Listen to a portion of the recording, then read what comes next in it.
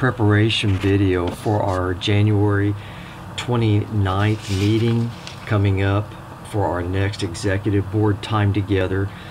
So to all you men and Jessica, I wanted to give an overview of what's happened in the last year and leading up to our annual meeting, what took place there in presenting the values, benefits, and expectations we had worked through the lead of our advisory committee from January through September of 17, and then the executive board recommending that to be presented in the annual meeting. There, with those 7, I was challenged. Gino Cunningham said nobody can remember 7, and I agree. And so we boiled it down to 3 focuses, and this was put into the mouthpiece in the last issue, the November-December issue of 17 for the mouthpiece. This was inserted and shared with our churches of how we would try to look at these 7 values and their practical implementation and benefit to our churches. I want to just explain a little bit more about those 3 to you, and in this to ask you to prayerfully consider these for us to discuss in January and to act on them in the April meeting, potentially to go ahead and say this is where we're going from the 7 values, benefits, expectations that were developed. These 3 give us a clarity and a simpler way of remembering them and applying our energies and efforts in a honed way to benefit our churches. So I want to try to answer some of the who, what, when, why, and how questions of the 3, how they can work for us in the association. So let me say with this first, I'm doing an in-depth 10-year study of our churches in the time that we've seen in this last 10 years while I've been here, and initial reports are showing us having an overall approximate decline in worship attendance of 24% for all of our churches. It could be a little bit more if we counted churches that have closed to include those facts of numbers. With that, there's been a corresponding decrease in associational missions gift by approximately 29%. So there's this parallel graph showing a trending downward. Not to be alarmist, but to be realist. The ship is taking on water. It is sinking.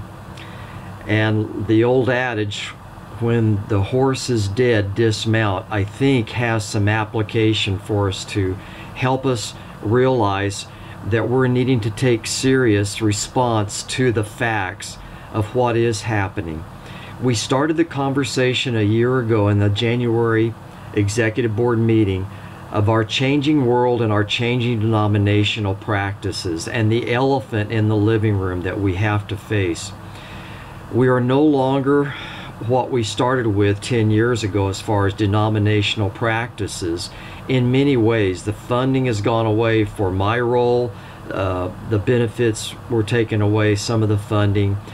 There's been also the systems of support for church planting from our denomination, that we used to have church planting strategists that we could look to, both in Hispanic and Anglo works, to help us get new work started, and with that some funding.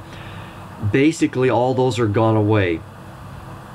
With that, the honest observation is historically we've practically never planned to start churches on our own as an association of churches. So that said, we're going to need to understand, if we're going to see the kingdom of Christ expand through more churches being put out there to reach more people for Christ here in this associational area, we have to take ownership for that. Not that we haven't before, but now we have to realize if it's going to happen, it's on us. The monies that we can get from our state convention and the North American Mission Board, combined with our own monies that we have set aside that we can invest for new churches basically will only cover the rental space, not salaries for a church planter going forward. So what does that mean to us? I think clearly it calls for us to develop some kind of an intentional farm system by which we raise up our own leaders for future new churches. That said, let's back up. In order to have a farm system, we're going to have help our existing churches have church growth, church health, increasing experiences in their own life together as local churches.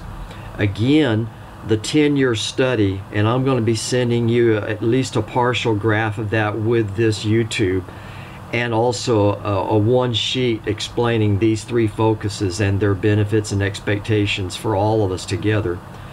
But the graph is showing our churches trending downward. We only have probably less than 5 churches that are really experiencing growth, and that being through conversion growth. And I'm going to also just mention, I'm doing a study of the new churches, the new missions that were started during these 10 years. And I think basically we can see that the only ones that have survived and have gone on have been largely through ones that we have done mainly ourselves in putting it together, and not so much looking outside to the convention to help us do that.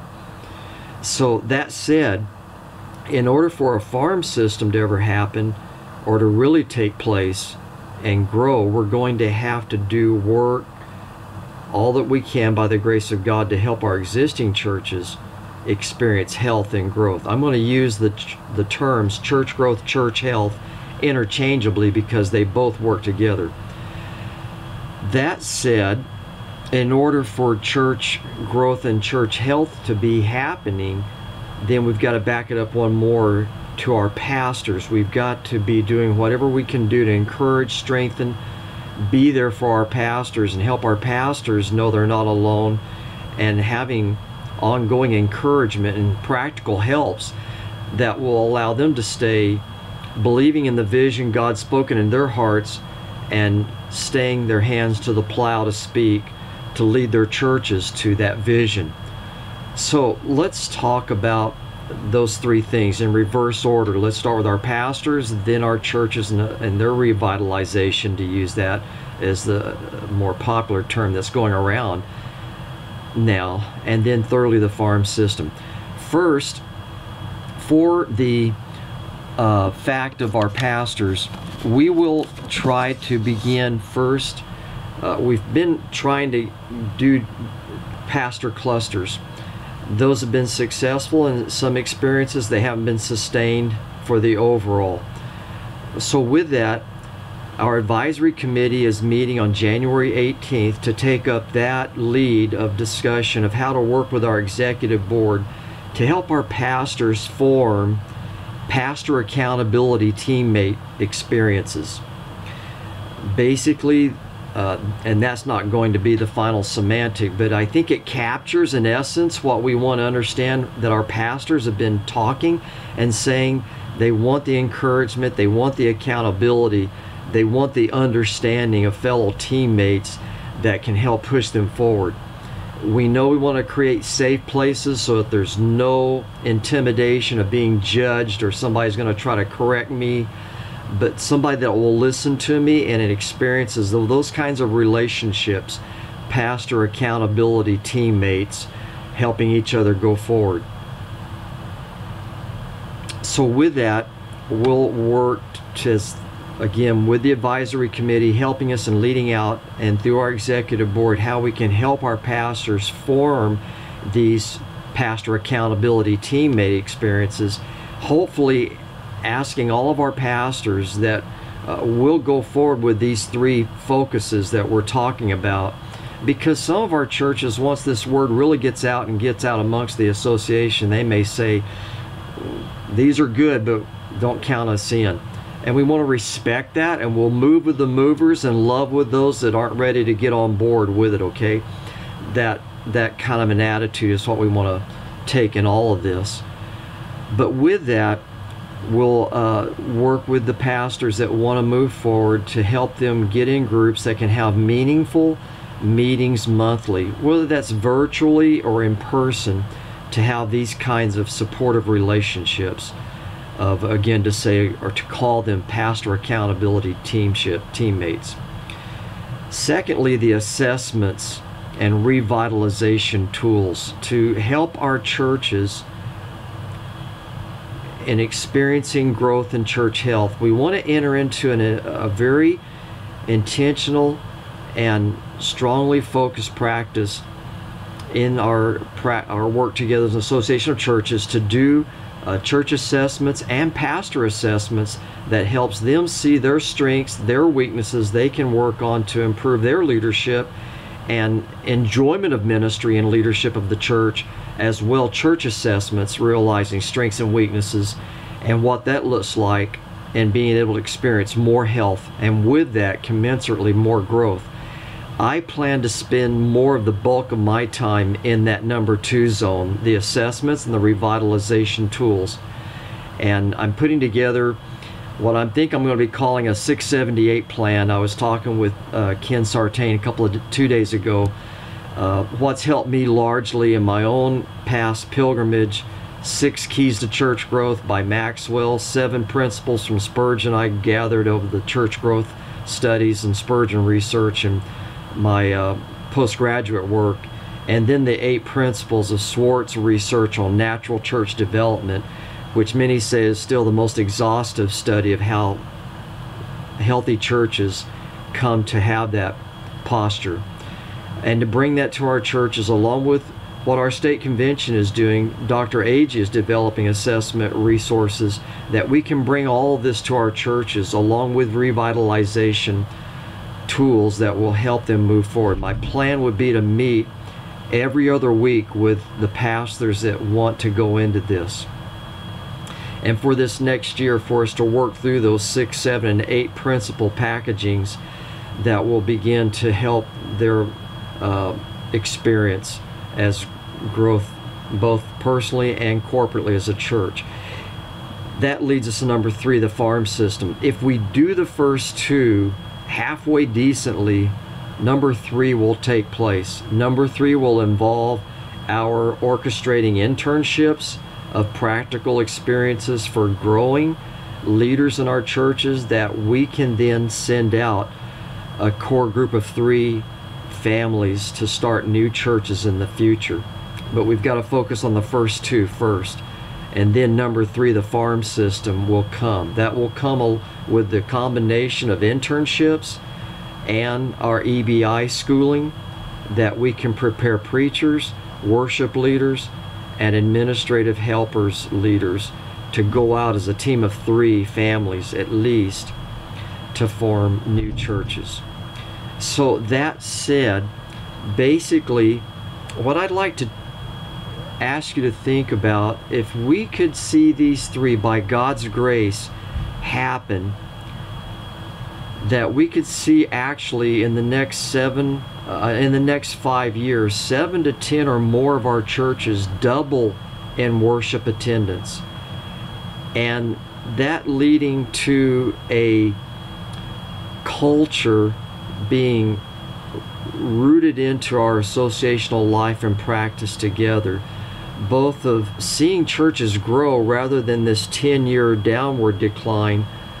And with that growth, those churches experiencing it will be the ones helping lead out in sending out workers into the harvest to plant new churches, along with their continually sending out their own members to be workers of bringing in new disciples added into the church for Christ. So basically the message is this to our churches, these 3. 1, we encourage you to give.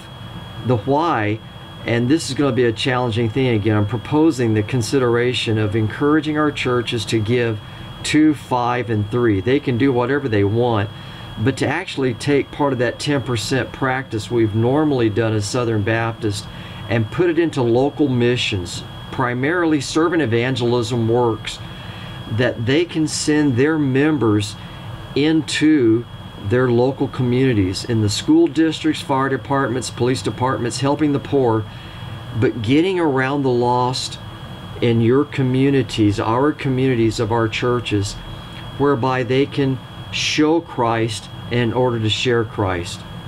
What we are understanding and realizing, these last 30, 40 years have definitely changed a lot in American society, and to do evangelism, we've got to understand, we've got to do show and tell. We've got to be incarnational before we can be informational. Now, they both go together. You've got to preach the gospel.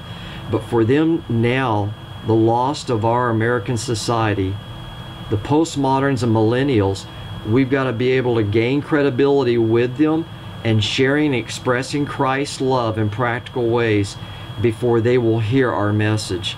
For our churches to grow, we've got to be intentional in helping our people become missionaries and ministers for Christ. That means we've got to change how we do our missions investing in order to see that happen. Most of our churches don't have a planned, intentional strategy of going into the communities. If we did already, this wouldn't be happening.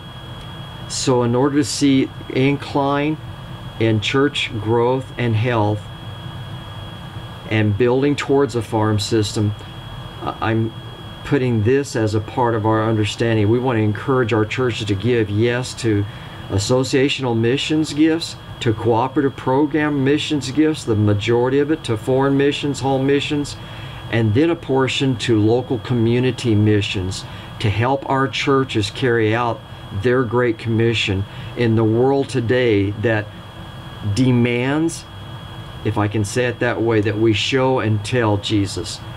And then secondly, we want you to grow, and we're going to help with church assessments and revitalization tools, resources.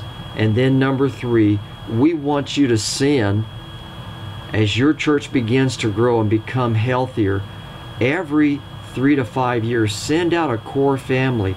If that's a core family just to support being a missions planting support family in that new church, it's the preacher you're actually sending out that's going to be the lead person leading out that new mission church, or it's a worship leader that you help generate and send out, or it's an admin person that you help to send out. What we're going to be looking for is a preacher or worship leader and an administrative leader that puts together the ministries and helping with safeguarding financial and legal matters in our liturgical world that we're in now, with so many changing laws impacting churches. We would like to prepare the leaders in those three specific areas. Our worship team leader, Garrett Deering, for the association, he and Nathan Garrett are already looking and willing to work on how we can develop multiplying worship leaders for our existing churches and for new churches. Our EBI and the internships I mentioned earlier can help us set up what will have to be bivocational pastors to be able to go out and start the new churches. And then our churches, as they grow healthier, can be ready and more willing to impart a family to be a part of a core group going out to start a new church. Well, please, if you will pray about these things, look at the overview of these three focuses, and be ready to discuss this earnestly at our January 29th meeting. Our advisory committee will report to us about that first focus on our pastors and how we can help them get into relationships of pastor accountability teammates. Thanks, guys, so much, and have a wonderfully precious Christmas season. Thanks for all that you mean to the kingdom. Thank you for all of your help to our association. All right, God bless you. Bye.